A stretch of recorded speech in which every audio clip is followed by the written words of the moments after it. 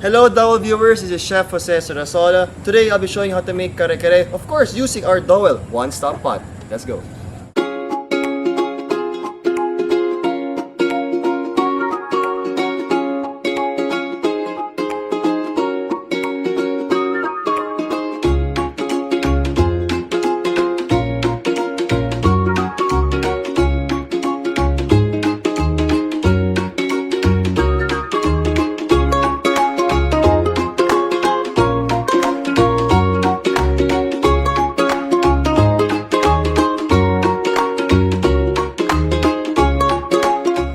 Okay, our first step, let's choose the system, saute, and get our oil.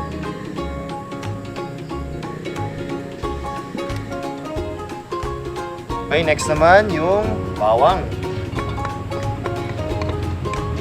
Mix.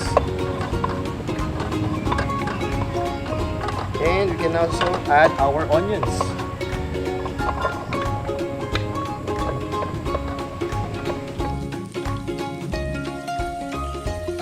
Next naman yung shank.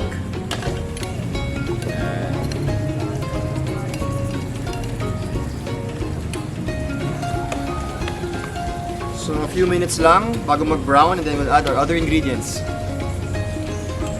At ayan, medyo brownish na siya. We can now add our water. Okay. So now naman ito yung tenderizing process. So we'll leave this for around 30 to 35 minutes hanggang lumambot yung meat natin. Okay, next step, mag-add tayo ng mga gulay. So unang-una yung pechay. Kasi malambot na yung meat natin. Add tayo ng puso ng saging. Talagang perfect for our kare-kare. So let's mix this a bit. Add din tayo, syempre, ng talong. Hindi nawawala ang talong sa kare-kare. Alright. Add ito.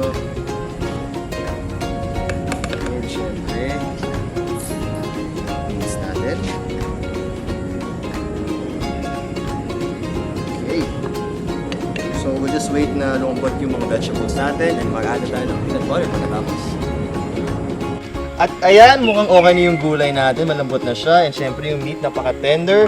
It's now time to add the star of the show, yung peanut butter. Yun. You can use any brand, syempre, ano yung favorite peanut butter ninyo.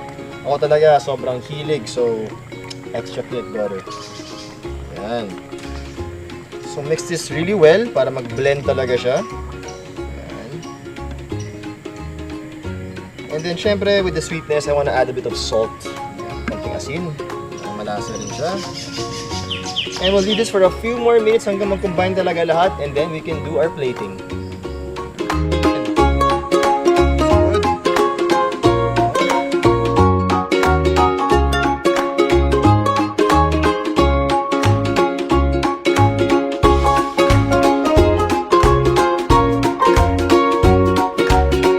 At ayan, tapos na ang kare-kare.